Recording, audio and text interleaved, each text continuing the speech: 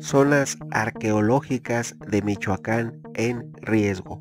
Sé bienvenido a tu canal Megóforo. Iniciamos. Buenos días amigos. Les voy a hablar de que en Michoacán existen alrededor de 161 sitios arqueológicos, que se ha dado un fenómeno últimamente en el cual son sustraídas piezas arqueológicas, después son llevadas a Francia y son subastadas allá en Francia. No solamente cuando observas en los periódicos de circulación nacional o en las redes que ha ocurrido una subasta inusual en Francia. No, eso es un comercio común que ha venido sucediendo desde épocas tan antiguas como desde el siglo XVIII. También durante fechas actuales ha incrementado este fenómeno de una manera inadecuada. Este año, el año de 2019, el Instituto Nacional de Antropología e Historia ha localizado 26 nuevas zonas arqueológicas en Michoacán. Entre ellas se encuentran las de Huetamo, las de Churumuco, las de Chigüero y las de Tacámbaro. Además se han encontrado otros 8 sitios pequeños, los cuales no se cuenta con personal suficiente para poner a resguardo y para poder cuidar y proteger. Te diré que Michoacán es uno de los estados que cuenta con una mayor variedad y riqueza arqueológica, porque no únicamente fue habitado por la cultura purépecha, sino que también hay vestigios de culturas como la de Teotihuacán en Michoacán. Aunque te resulte que nunca lo hayas escuchado, hay pirámides teotihuacanas en Michoacán, de tal manera que es un lugar vivo y lleno de riqueza cultural. Según el padrón del Instituto de Antropología Mexicano, existen en Michoacán 172 zonas arqueológicas, de las cuales únicamente 6 están abiertas al público. Imagínate, son 172 y solo 6 abiertas al público. Y estas son únicamente la más conocida, que es Tzintzuntzan, también está Iguazio, Tingambato, La Nopalera. La Nopalera se ubica en el municipio de Guanacareo, también en el municipio de San Felipe Los Alzati, en Zitácuaro y Tres Cerritos en Cuitzeo. Son 6 las zonas que están abiertas al público. Ninguna cuenta con una vigilancia adecuada ni un adecuado sistema de conservación y de descubrimiento, porque no están descubiertas completamente. Únicamente se identificó la estructura de mayor tamaño, se desenterró, se le dio una manita de gato, como se dice coloquialmente, y se abrió al público, pero la zona es más extensa y el problema que se tiene en Michoacán es que las personas siguen siendo propietarias de partes de esa zona arqueológica y han plantado aguacates, guayabos o siguen cultivando y dañando el patrimonio arqueológico de la nación. ¿Por qué? Porque no se ha hecho un debido rescate ni de las 6 que están abiertas al público, mucho menos de las restantes, para totalizar 172 zonas arqueológicas. Aquí lo que más puede dificultar son los saqueadores, las personas que comercializan, que intercambian las piezas arqueológicas y que por lo regular terminan en Francia en subastas. Aquí voy a comentarte que únicamente hay 5 investigadores del Instituto Nacional de Antropología para los 166 sitios que no están abiertos al público, lo cual no diré que es insuficiente, porque en realidad esas 5 personas tienen que trabajar los 365 días del año, menos días festivos y vacaciones, que sería sábado y domingo. Tienen que cumplir una jornada y en esa jornada prácticamente sí pueden visitar e investigar. Simplemente no realizan la labor como deberían realizarla, y además debe haber una coordinación entre los diferentes niveles de gobierno, municipio, estado y federación, para aumentar el personal de apoyo a los investigadores, porque no es de ellos el deber completo si son únicamente 5 para 166 sitios, pero no los van a hacer en un solo día, sino que deben elaborar un plan bien desarrollado, con estrategia, con inteligencia, para poder aprovechar mejor su tiempo y los recursos con los que se cuentan. Ahora, ellos manifiestan que es muy complicado el que cubran todas las zonas porque es según ellos, un número, 166 sitios, un número muy amplio para 5 personas y por lo tanto ellos piensan que el personal es insuficiente. Pero también hay que considerar que cuentan con vehículo que les ha asignado el instituto, así que no se mueven a pie y también en Michoacán los lugares no están tan dispersos ni tan separados como para que en el mismo día no puedas visitar varios. Michoacán no es tan extenso como para que no puedas recorrer una buena parte en un solo día, en un vehículo en buen estado. Ahora bien, se dice, según el Instituto de Antropología, que a nivel nacional en la geografía mexicana se han identificado hasta un total de 54,000 zonas arqueológicas en todo México, de las cuales únicamente 194 están abiertas al público. Así que ya te podrás imaginar la pérdida del valor y del patrimonio histórico mexicano y el deterioro en el que se encuentran el resto de las que no están abiertas en público. Si se manifiesta que las 194 más famosas que están abiertas al público aún falta por investigar y por conservar. Cabe señalar que sería conveniente reactivar lo que se le llamaba un programa federal de empleo temporal. Se puede hacer una nueva actualización. En el año de 2013 el Instituto Nacional de Antropología pudo poner en Michoacán esas 6 zonas arqueológicas al público. Algunas ya tenían más tiempo, pero sumó 6 en total porque había un programa de empleo temporal que permitía captar a estudiantes y egresados de licenciaturas de las áreas de humanidades y a las personas interesadas. Se les otorgaba una beca y estos podían realizar de manera constante trabajos de conservación en los sitios arqueológicos de Michoacán.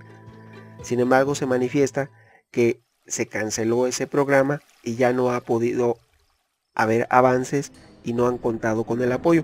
Ahora bien, aquí hay que señalar que no se trata de pedir apoyo a voluntarios y a personas, sino que también esas personas se les debe checar que no tengan antecedentes penales y que no sean personas que se dediquen al intercambio de piezas arqueológicas al extranjero, sobre todo a Francia, como les he comentado, que regularmente salen noticias en los medios de comunicación donde se informa que se están comercializando piezas del patrimonio mexicano en ese país, donde es el lugar de intercambio comercial más notorio a nivel mundial.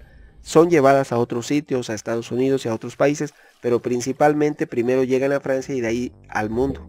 Son subastadas ahí y de ahí se las llevan a otros lugares y sería imposible prácticamente la recuperación de la totalidad de esas piezas arqueológicas. Ahora bien, te diré que hay una zona arqueológica que llama mucho la atención, es la de Tinganio.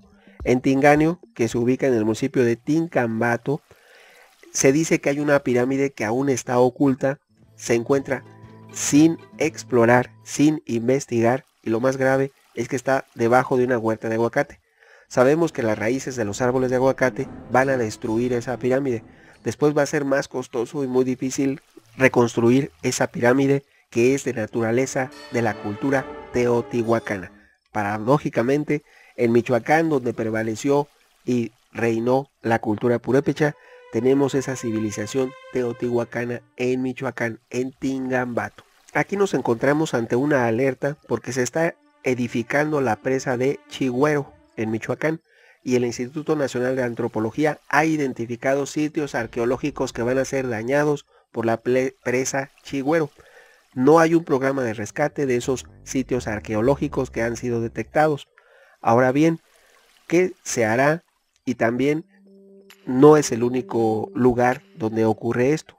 También están en posible afectación sitios arqueológicos en Guanajuato, en Durango y en Chihuahua, sobre todo por obras de infraestructura hidráulica similares a la elaboración de la presa El Chigüero en Michoacán.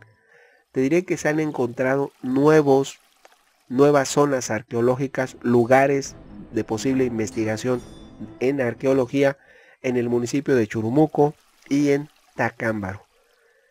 La alerta podía ser la edificación de la presa El Chigüero, que va a dejar bajo las aguas y en deterioro varios sitios arqueológicos de importancia. Recordemos que lo más famoso fue el descubrimiento de la Manhattan purépecha o tarasca llamada Angamuco, y aún te diré que no se le está dando la importancia debida. Cobró fama hace algún tiempo, pero en la actualidad no hay investigadores ni hay un programa de rescate de esa urbe purépecha llamada Angamuco, que cuenta con cerca de 40.000 estructuras. Aún así, no hay un programa y no se está investigando en ese lugar. No es difícil que el presupuesto pueda alcanzar para todo y para todos. Se necesita una cooperación y un reconocimiento de la sociedad en su conjunto, del tejido social y una valoración de nuestro legado cultural como son los sitios arqueológicos. Deben participar municipios, estados y la federación. Y debe haber también la posibilidad de que capten recursos internacionales, pero sobre todo que los sindicatos no sean tan caros y que no sea tan costoso contratar personal en el Instituto de Antropología, porque aquí tenemos un fenómeno. México entró en default, en su presupuesto entró en déficit desde que entró Luis Echeverría, que aumentó la nómina, la burocracia 4 veces. Ya al final de Miguel de la Madrid, la burocracia había aumentado 100 veces a como estaba en 1968 con la salida de Díaz Ordaz. Entonces, ningún país puede pagar una democracia tan obesa. Por eso no se tienen recursos ni para combatir incendios, como debía de ser, ni para investigar los sitios arqueológicos. Porque en tanto un trabajador sindicalizado sea tan costoso, no se puede contratar, porque no hay presupuesto que le alcance a un gobierno tan obeso en áreas donde no necesita. En este caso sí se necesitan el rescate del patrimonio cultural, pero ya el presupuesto se lo llevó la SEP, se lo llevaron otros lugares que son tremendamente ineficientes. Aquí voy a aclarar, si puse de ejemplo a la SEP es porque tiene el costo por alumno.